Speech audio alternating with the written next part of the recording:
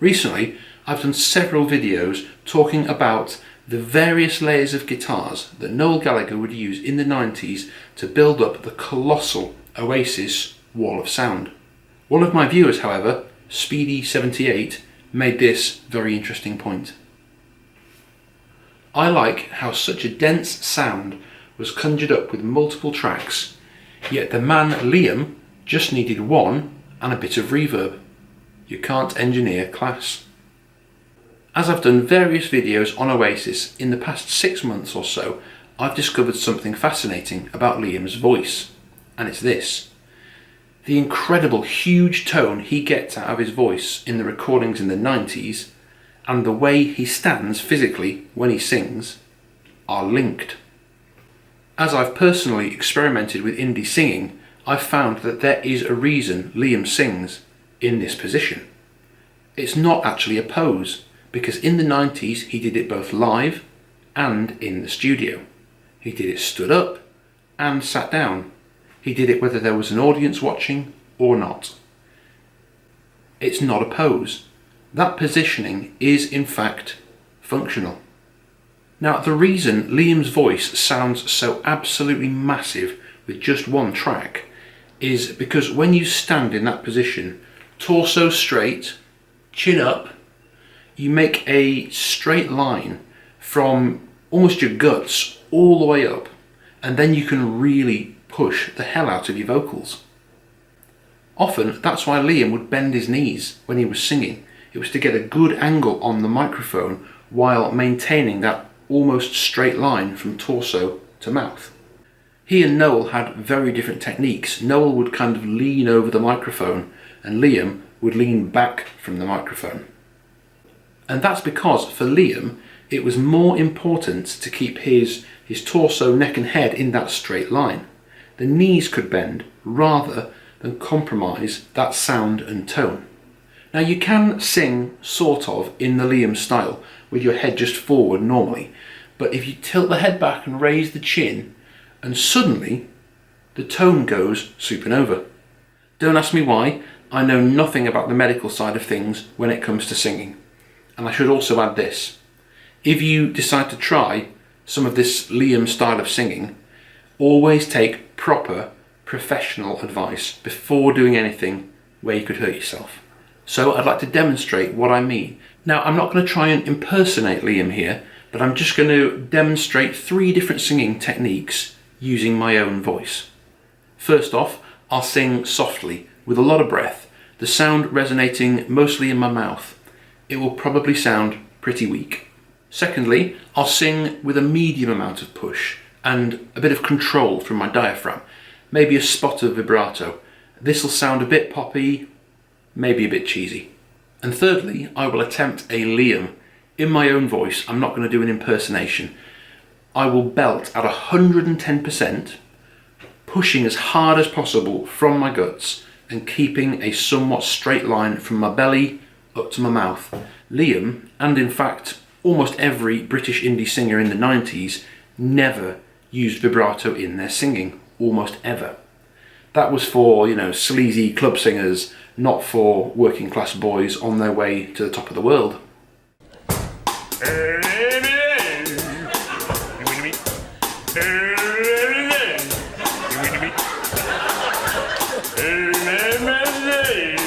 So listen to the difference between these 3 different vocal takes, and hopefully you will recognise the just sheer force required to get somewhere near the Liam Gallagher tone. Maybe I don't really want to know how your garden grows, 'cause I just want to fly.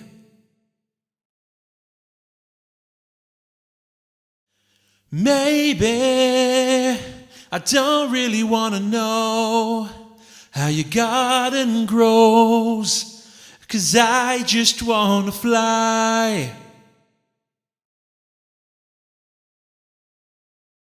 Maybe I don't really want to know how your garden grows, 'cause I just wanna fly.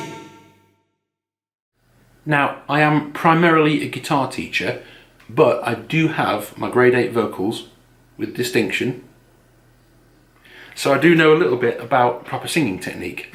I'm not an expert, and I may be wrong here, so correct me if I'm wrong, but as far as I'm aware, Liam Gallagher was the first to sing in the style and physical posture that he did.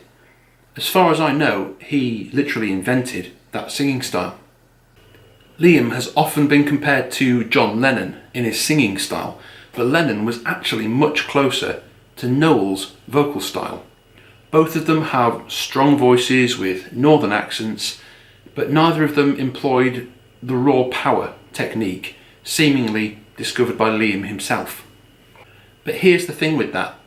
Liam was a working class boy. He found his vocal sound and style, but as far as I'm aware, I don't think he ever had a singing lesson ever as a youngster. He was in the same position I was as a kid, in that he didn't have 2 pennies to rub together. So he probably received no medical advice and no advice on technique or on taking care of his body. And therefore, night after night, gig after gig, studio after studio, tour after tour, Liam would cane the hell out of his voice, singing with raw power and no technique. I think in the latter years of Oasis, in like the mid-noughties, I think this changed, but my understanding at least is that in the 90s, Liam never warmed up or warmed down, and before, during and after singing, he would, drink, smoke and snort anything that came his way. That is not a sustainable lifestyle for someone wanting to preserve the magic of their voice at its best. Talking about the What's the Story Morning Glory recording sessions, Owen Morris said that Liam's voice would burn out fairly quickly in the studio, especially on the high notes. They would do a handful of takes, and towards the end of just singing one song, Champagne Supernova for example, he could get through it a couple of times, and then towards the end his voice would start cracking up. Liam sang Champagne Supernova twice, so we did what we normally do. We did the 4 takes, but what was happening was the high note on Champagne Supernova, on the sort of people believe that they're going to get away from the summer. Yes. But the end of that bit, that high note was kind of burning his voice out. Yeah. So he was kind of getting croakier on each take. So by the time he got to the end of the song, he was sounding very Rod Stewart-y. And this, interestingly, is very similar to the other really incredible raw power vocalist of the 90s, Kurt Cobain, when he was recording Teen Spirit. In a similar vein to Liam Gallagher, Kurt Cobain sang Teen Spirit with so much force that his voice would start to crack and crumble after about 3 or 4 takes. All throughout the 90s, during Oasis's glory days, Liam's voice was incredible, especially in the studio. Eventually, however, after years of pushing his voice to the limit and then past the limit, this started to happen. Hi, on Newsround tonight, what's the story? Oasis are in trouble after lead singer Liam Gallagher pulls out of the band's US tour. What's the story? Liam Gallagher pulls out of the Oasis tour. In the early years, 93, 94, Liam's voice was very clear and pure. By 95, a certain amount of distortion had begun to creep into his singing, and I think he actually pushed that crackle. I think he pushed that rasp quite hard, probably because he liked the sound.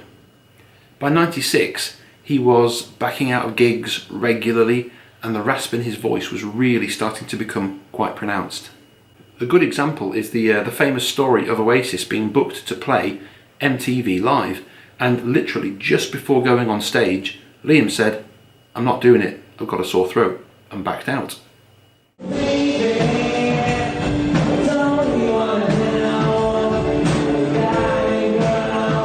At some point during the song, Liam would kind of point to his throat like, "I can't go on anymore," and Noel would start singing, and Liam would walk off, and the rehearsal would continue to go on.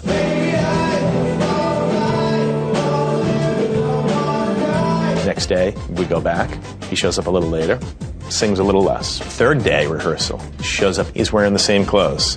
He hasn't shaved. Sings 3 songs, leaves. As they said, ladies and gentlemen, Oasis. We just walked out and he wasn't there, and he's just like, I'm not doing it. So like, thanks a lot. Liam ain't going to be with us tonight because he's got sore throat.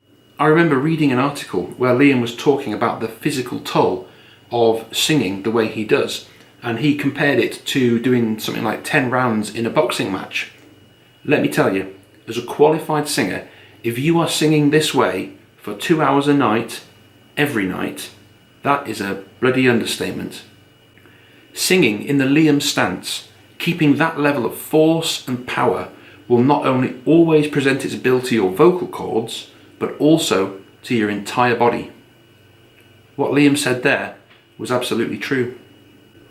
By the time the year 2000 rolled around, the band had entered their second phase. And in the gap between Street Fighting Man and Go Let It Out, Liam's voice had begun its change from the raw, pure, spine-tingling power of the 90s to a slightly more gravelly tone. It came a bit more from the throat, it sounded a bit less like it was being just hauled up out of his guts at all times. And sadly, his voice began to splinter a little bit live, cracking and jumping as he sang.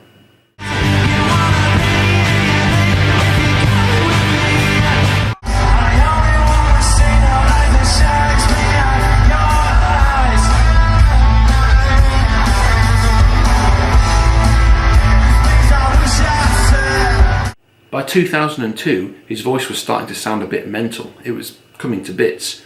And as the touring continued, regular cancelled dates continued due to Liam's vocal issues. Scroll forward to the release of Let There Be Love. The B-side on that single was Rock and Roll Star, live in 2005. This is possibly one of Liam's worst ever vocal performances to make it onto an Oasis CD. Compare the sound of his voice on this officially released recording in 2005 to any other officially released recording in 1995. Noel's voice sounded exactly the same, but Liam now sounded more like a Rottweiler than a songbird.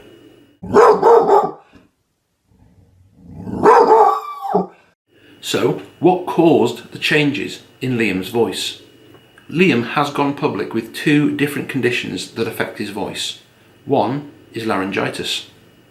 He received his diagnosis towards the end of his time with Oasis, but who knows how long he'd actually had the condition. And in June 2017, Liam went public with a second condition called Hashimoto's disease. However, as a singer myself, and as someone with decades of live singing experience, I would like to make a third suggestion. In 2019, in an interview with the NME, Liam admitted that the constant alcohol and cigarettes had really damaged his voice.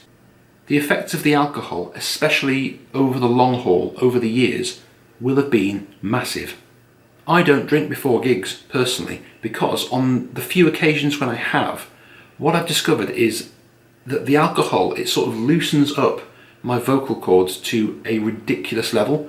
So the first 3 songs, I can sing them like Freddie Mercury, and then I'm absolutely trashed for the rest of the gig. So, you sound incredible for the first 3 songs, and then you've got another, hour and a half to do, and you can barely get a note out. Anytime I drink before going to sing live, I absolutely smash it for the first 3 or 4 songs, and then, vocally speaking, I'm limping for the rest of the set. And that's because I have used up all of my vocal resources in a really concentrated way in just the first few songs. The vocal cords are a muscle, almost like a battery, with a limited lifespan before they need a recharge. Just singing Liam style in the first place is a massive drain on the battery, but adding alcohol into the mix means you deplete the battery completely in 3 or 4 songs. So can you imagine what happens when you mix alcohol and the Liam style? It's like you're not just burning the candle twice as bright, you're burning it twice as bright from both ends. That candle is not going to last very long, and let me tell you, when it's run out, there's going to be a lot of mess, there's going to be a fire, and there's going to be damage. Imagine singing like Liam at 110% belt, hauling that sound out from the depths of your belly and pushing as hard as you physically can, night after night, and drinking before and during every gig. He would loosen up his vocal cords and then just kick the crap out of them, pushing them into the red night after night, week after week, month after month, year after year. Then add constant smoking into the mix as well, and there you have the perfect recipe for utterly destroyed vocal cords. If you compare Liam's singing at the end of Oasis with his singing on his solo stuff, there is a real difference, and I think the difference is this. At some point, I think Liam finally got his voice looked at and got some medical advice. I suspect that he consulted with a top vocal coach, which incidentally I am not, and I suspect he was shown a new way of singing that was actually close-ish to his original tone, but would allow him to preserve his voice and actually go on singing. I think now he doesn't push and force his voice quite so hard as he used to, and I think also he doesn't actually need to, because having damaged his voice so badly during his time in Oasis, it's now kind of cracked and broken, but in a weird way that's kind of cool. It means it's full of character. It's now literally a completely different voice. I remember going to see a band in the States when I lived and worked out there as a musician. They were on their goodbye tour, and they weren't saying goodbye because they wanted to, but simply because their lead singer had absolutely destroyed his voice to an unbelievable level that I've literally never heard before or since. It was a really great gig, but also sad. The lead singer, by the end of the second set, was literally kind of croaking into the microphone, just the odd word or syllable here and there where he could, and the guitarist filled in all the gaps for him as his voice packed up 99% while on stage. When it comes to Liam, we'll always have those recordings from the golden years in the 1990s when he was singing and Noel was writing, both at their best. And we're lucky to have so many of those recordings. We're lucky they were so prolific at the time. Yes, Liam's vocal style has changed. Yes, it lacks the power and purity that it had in the 1990s. But I, for one, am grateful that we had that voice at least for a little while, and I'd sooner have him singing a little bit differently than have him not singing at all.